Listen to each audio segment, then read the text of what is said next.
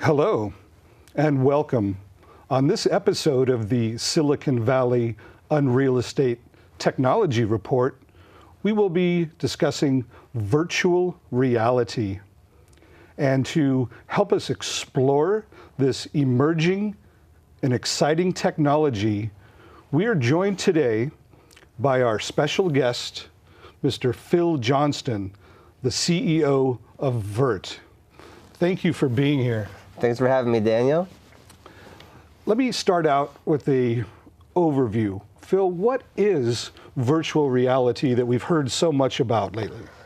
So virtual reality, it comes in a few different forms, but basically it's a digital environment that completely encompasses you, specifically your field of view, and eventually some other senses down the line. But what everyone's so excited about today are the VR headsets where you can just put them on and have your view completely taken up by a virtual environment and actually feel like you're there. I remember when I was young that I would go to, say, the planetarium at De Anza College, say, and you would have this feeling when the lights came down that you were really outside. And the stars were the real stars, and the terrain was the real terrain on the perimeter. So what you're saying is that this is a portable way to sort of experience a immersive environment the same way you're immersed in a planetarium? Absolutely. Planetarium or other full dome projections actually fall into the category of virtual reality. What's so special about virtual reality today is you don't need to have a planetarium and a big science museum. You can actually have a $300-400 piece of equipment, plug it into your computer, and you can have that same experience. Interesting. And is there different levels that you could immerse yourself in? There's like high-end versions, I'm sure, that they use at Stanford that you and I would never get to see. And then there's low ends, I understand, that work off cell phones. Yeah, I mean, virtual reality, it really runs the full gambit. So it's actually not very new. It's been around for the last 20-30 years, but it's been hiding in educational institutions like Stanford, other sort of military applications like over at NASA or training fighter pilots. So that would be the highest end virtual reality where those systems cost hundreds of thousands of dollars. And then it really runs the entire way down through Oculus, where you're going to be spending $300-400 and $1,000 on a PC, all the way down to Google Cardboard, which is a piece of cardboard oftentimes given away for free as a promotional material. You just slide your phone into it, hold it up to your face, and all of a sudden you have a virtual reality headset. I see. And the expectation is that if you spend more on a higher end system, the experience would be, I think the term you guys use is immersive. It would be more believable. That's definitely a factor. But a lot of what you get out of the high end systems, you can actually get from the consumer version of the Oculus Rift coming out soon. So, it's hard to justify nowadays spending so much money on the high-end system. And actually, over at Stanford, Jeremy Bylinson, who runs their virtual human interaction lab, wrote a piece not too long ago saying how he's leaving his $100,000 piece of equipment behind for a $400 Oculus Rift now. So it kind of shows you where the technology has really come to. Interesting. Being an older fellow myself, I remember 30 years ago seeing the same thing in computers, right? Computers used to be expensive pieces of equipment in big business and military, like you mentioned, academia. And now they're quickly condensing to a point where all of us will be able to own a piece of virtual reality equipment. Absolutely. That's the path that most technology typically goes down. It starts big and clunky and slow, usually in the military, and it gets refined and gets smaller and more powerful. And that's exactly where we are with virtual reality. We've hit that tipping point where the technology is small enough and affordable enough while still being effective that people are actually going to want to go out and buy it for themselves now. Interesting. And as far as what you would view in virtual reality, does that have to be computer generated like the special effects that we see in the movies? Or could that actually be photographic based, like pictures of your vacation at the Grand Canyon, perhaps? Yeah, so those are the two main categories of VR content right now. You have the computer generated environments, video games, built-in engines like Unity and Unreal, and other web-based applications.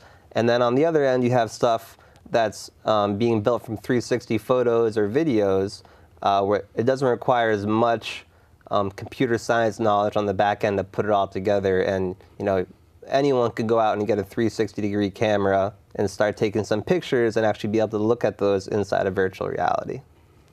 And what are you working on personally right now, Phil? So what I'm working on, it's called a startup called Vert, and we're building 360-degree video rovers to capture reality and bring it into virtual reality. So this is photographic based, I assume? Yeah, so it's video and photo based, where basically we drive a rover around an environment. It captures a full sphere of information as it drives along, and we can take those videos and align them into one map so you can kind of walk through them and feel like you're actually there. Interesting. Can we physically see what you're working on? Absolutely. The rover is here in the studio with us, so I'll be happy to bring it over here. So this is the prototype of the rover. As you can see, it's a robotic base with a 360-degree camera on top, which is an array of 6 GoPro cameras. And that covers a full 360 degrees horizontally and vertically all the way around the cameras. So let me understand this. You actually made this with low-cost GoPro off-the-shelf type cameras? Yeah, I mean, everything you're seeing here is pretty much off the shelf. There are a few other parts there. So the housing that holds the cameras together, it's from a company called Freedom 360. There are a few guys who are making the housing for that. But everything you see here is basically off-the-shelf parts that we put together because we needed a way to move the camera without showing who was actually carrying it. And we couldn't find anything out there like it, so we just built our own. I see. So yes, if it's recording everything, how would the cameraman hide, as it were, right? Exactly. What kind of applications would this be used for? So there are tons of different applications. To start, we're focused on real estate. So specifically residential real estate, being able to give you a virtual walkthrough of that house that you're looking to buy maybe out of state and you can't go travel there in person, or you only have limited time to look at a few houses, you want to be able to narrow them down. Being able to check it out in virtual reality will actually save you time. And then another big application that we're seeing a lot of demand for is on the commercial side. So retailers want to be able to show off their amazing stores. Hotels, bars, restaurants want you to see what their environment is like before getting there. And also companies and startups want to show off their cool office space. And this is just a great way to bring it online and into virtual reality. Interesting. I understand you've brought a couple clips that you could show? Yeah, I got a few clips of a few different environments and be happy to show you those. Great. Let's roll those clips.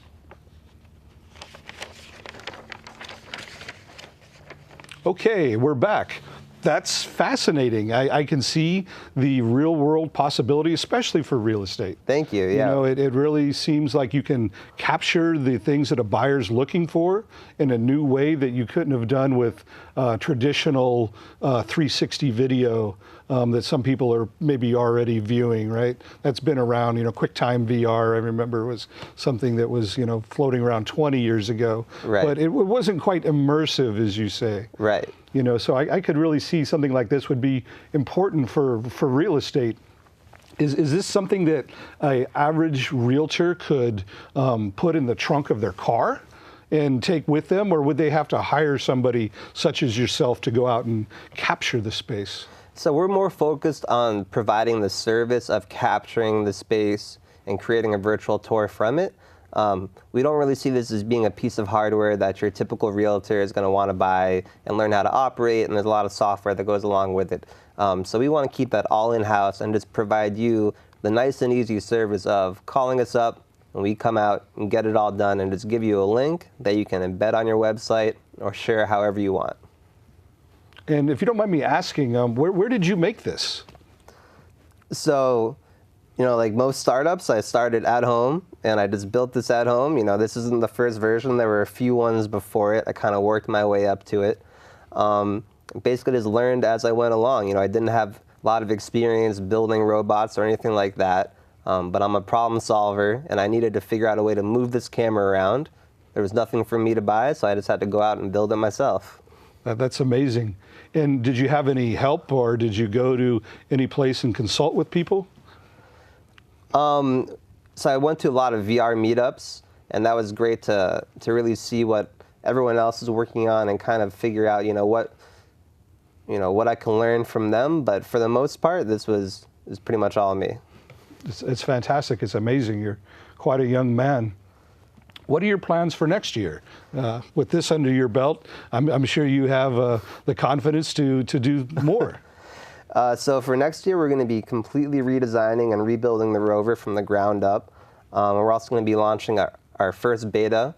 So stay tuned for that next year. And we're going to be working on a few pretty exciting projects that will be part of our beta. So by next year, we're going to have a lot of new things in the works. It's going to be very exciting. On my next question, I mean this as a general, broad-based question, not necessarily any part of VR, which is very diversified.